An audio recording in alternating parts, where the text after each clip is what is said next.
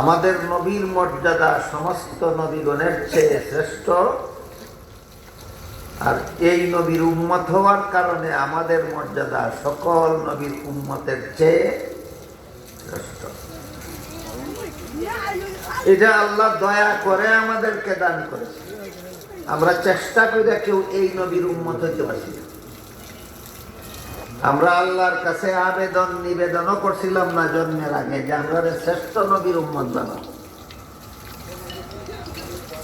আপনারা কি আবেদন করে শ্রেষ্ঠ নবীর উম্মত হইছেন না একমাত্র আল্লাহর দয়ায়?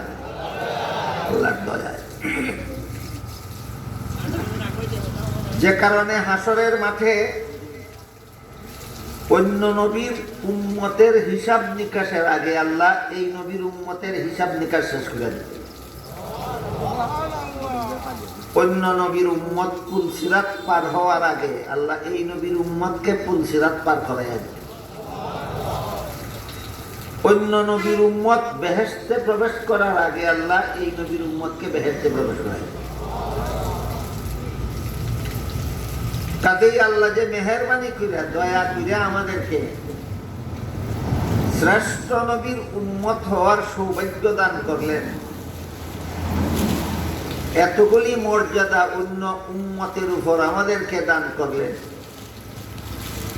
তাই আমাদের উম্মত হিসাবে আমাদের সকলেরই নবীকে একটু চিনা দরকার, যে আমাদের নবী মর্যাদাটা একটু চিনা দরকার। আজকাল সমাজে অনেকে নবী মানা নবী না মানা নিয়ে কিছু বিতর্কের সৃষ্টি করে, বলে আমরা নবী মানি, তারা নবী মানে না। এগুলি ফালতু আলাপ। যে কোনো নবীরে কেউ যদি বলে মানি না, মুসলমান থাকে না, সে কাফির হয়ে যায়। আবার মুসলমানের নবী মানে না কেমনে? কেউ যদি বলে আমি আদম আলাইহিস সালামকে নবী মানি না, এর সাথে সাথে কাফের হয়ে যায়। কেউ যদি বলে আমি ইব্রাহিম আলাইহিস সালামকে নবী মানি না, সাথে সাথে কাফের হয়ে যাবে, আর মুসলমান থাকে। কেউ যদি বলে আমি মুসা আলাইহিস সালামকে নবী মানি না, তাহলে সাথে সাথে কাফের হয়ে যাবে। বুঝে থাকলে বলেন তো, নবী না মানলে ও মুসলমান থাকে? তাহলে অমুক দলের নবী মানে, তমুক দলের নবী মানে না, এগুলি ফালতু আলাপ না। এমন কোন মুসলমান দুনিয়াতে নাই যারা নবী মানে। আল্লাহ বলেন তিলকার রুসুল ফাদ্দালনা বা'দাহুম আলা বা'দ। এই সমস্ত নবী রাসূলগণের মধ্যে আমি কারো উপর কারো আলাদা মর্যাদা, এক নবীর উপর আরেক নবীর আলাদা মর্যাদা, আরেক নবীর উপর আরেক নবীর আলাদা মর্যাদা, এইভাবে সকল নবীর উপর মুহাম্মদুর রাসূলুল্লাহর মর্যাদা দিয়েছেন। নবীদের মর্যাদার মধ্যে ব্যবধান আছে, সকল নবীর মর্যাদা এক সমান না। এর মধ্যে আমাদের নবীর মর্যাদা সমস্ত নবী রাসূলগণের চেয়ে শ্রেষ্ঠ। কাজেই আমাদের নবী সম্পর্কে আল্লাহ কুরআনে বলেন ওয়া রাফা'না লাকা যিকরাক, আপনার আলোচনাকেও আমি মর্যাদা দান করি। আমাদের নবীর আলোচনা, নবীর জীবনের যে কোনো আলোচনাই মর্যাদা দান করে। এই কারণে আমাদের নবীর জীবনের যে কোনো অংশের আলোচনা করলে নফল বন্দেগীর সওয়াব হয়। নবীর শরীরের অঙ্গ প্রত্যঙ্গ সম্পর্কে আলোচনা করলেও নফল বন্দেগীর সওয়াব হয়। নবীর খাওয়া দাওয়া সম্পর্কে আলোচনা করলে নফল বন্দেগীর সওয়াব হয়। নবীর উঠা বসা চলা ফিরা, নবীর ঘুম, নবীর জাগরণ, নবীর পেশাব, নবীর পায়খানা, নবীর জন্ম, নবীর ইতিহাস, যা কিছুই আলোচনা করবেন সবটার মধ্যেই নফল বন্দেগী।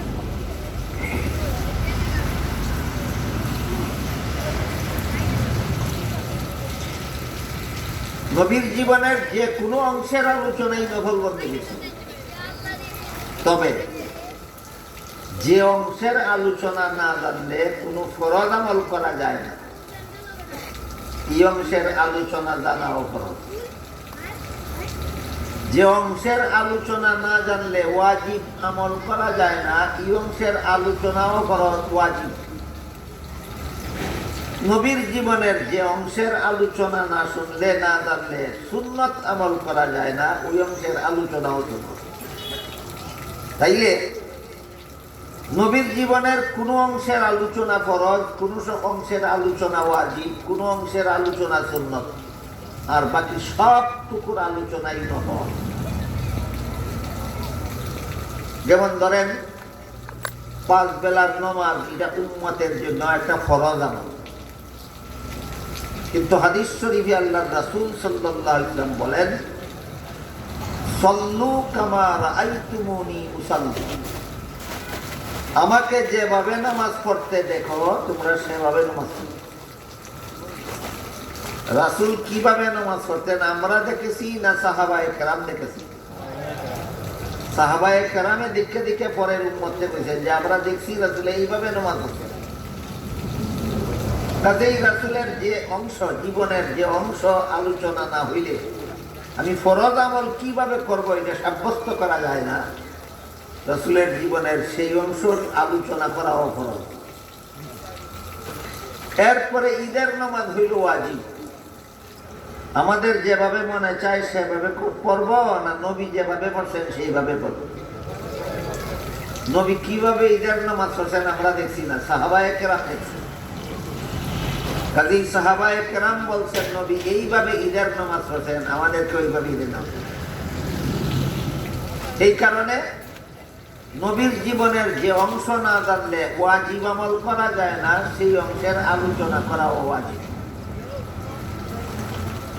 রাসূল তাহাজ্জুদের নামাজ পড়ছেন, এটা সুন্নত।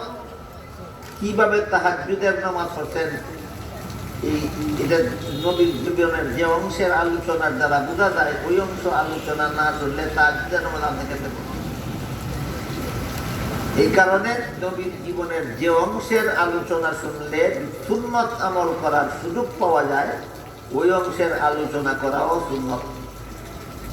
আর বাকি নবীর জীবনের যে অংশের আলোচনার জন্য ফরজ আলোচনা, ফরজ আমলের জন্য দরকারি না, ওয়াজিব আমলের জন্য দরকারি না, নফল আমলের জন্য দরকারি না, ওই আলোচনাগুলি হইল নফল। যেমন নবীর পেশাব কেমন ছিল এটা না জানলে 5 বেলার নামাজ পড়া যেত না। একজনে পেছেন যে আপনারা কি মনে করেন পড়া যেত?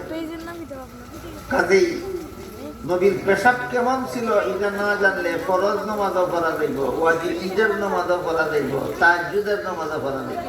এটা জানা না জানার উপর কোনো নামাজ পড়া যাওয়া না যাওয়া নির্ভর করে না।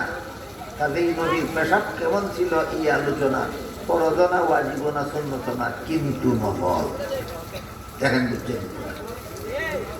অনুরূপ ভাবে নবীর পায়খানা কেমন ছিল এটা না জানলেও ফরজ নামাজ আটকা পড়তো না, ঈদের নামাজ আটকা পড়তো না, তাহাজ্জুদের নামাজ আটকা পড়তো না। নবীর পায়খানা কেমন ছিল যে না জানলেও আমরা 5 বেলার ফরজ নামাজ পড়তে পারি, না জানলেও আমরা ঈদের ওয়াজিব নামাজ পড়তে পারি, না জানলেও আমরা তাহাজ্জুদের সুন্নত নামাজ পড়তে পারি। কাজেই নবীর পায়খানা কেমন ছিল এটা জানা ফরজ না, ওয়াজিব না, সুন্নত না, কিন্তু আলোচনা করা নফল বন্দেগী সওয়াব। কথা বুঝলেন কিনা? এইভাবে নবীর জীবনের শুরু থেকে শেষ পর্যন্ত প্রত্যেকটা ঘটনার আলোচনাই নফল বন্দেগী। আর সর্বশ্রেষ্ঠ মর্যাদার অধিকারী মুহাম্মদুর রাসূলুল্লাহ সাল্লাল্লাহু আলাইহি ওয়াসাল্লামের এই জীবন ইতিহাসটাকেই সিরাতুন নবী বলা হয়। সিরাতুন নবী অর্থই মহানবীর জীবন ইতিহাস, আমাদের নবীর জীবন ইতিহাস। বলতে পারবেন কেউ কতদিনের জীবন ইতিহাস? 63 বছর আগে 1 রবিউল আউয়াল মাসে জন্মগ্রহণ করে নবী এই দুনিয়াতে এসেছিলেন। আবার 63 বছর পরে আরেক রবিউল আউয়াল মাসে এই দুনিয়া থেকে নবী বিদায় হয়ে গেছিলেন। 2 রবিউল আউয়ালের মধ্যবর্তী সময় কাল হলো 63 বছর।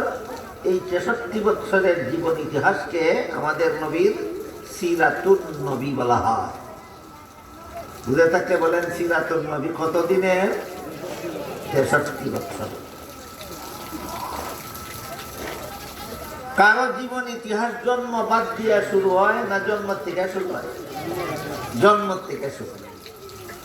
কাজে আমাদের নবীর জীবন ইতিহাসও ওনার জন্ম থেকে শুরু হয়েছে।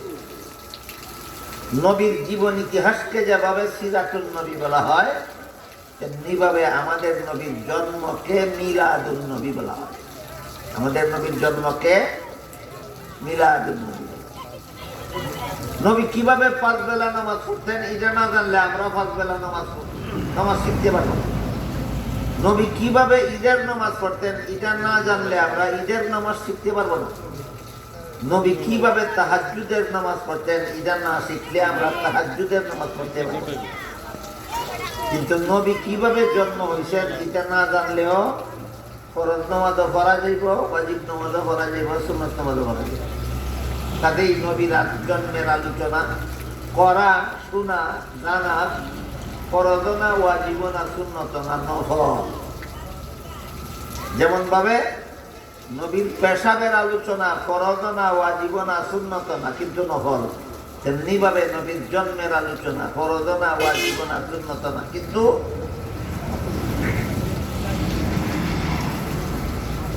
যেমন ধরেন নবীর জন্মের যত ঘটনা আছে, নবীর জন্মের সময় যত অলৌকিক ঘটনা ঘটছে, নবীর জন্মটা একটা অলৌকিক জন্ম, লৌকিক জন্ম না। আল্লাহ আমাদের নবীকে আলাদা অলৌকিকতার মাধ্যমে জন্ম দিয়েছে। আমাদের নবীর মা ছিলেন আমেনা। নবীর মা আমেনা বলেন, গর্ভবতী মেয়েরা সন্তান প্রসব করতে যেসব কষ্ট পায়, আমার এই সন্তান জন্ম হইতে আমার এমন মোটেও কোনো কষ্ট হইতে না।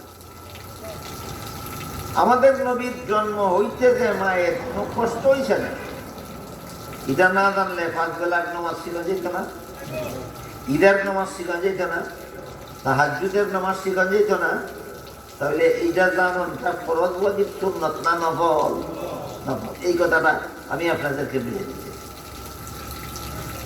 আমাদের নবী মুহাম্মদুর রাসূলুল্লাহ সাল্লাল্লাহু আলাইহি ওয়াসাল্লাম মায়ের গর্ভ থেকে ভূমিষ্ঠ হয়েছেন খতনা করা অবস্থায়।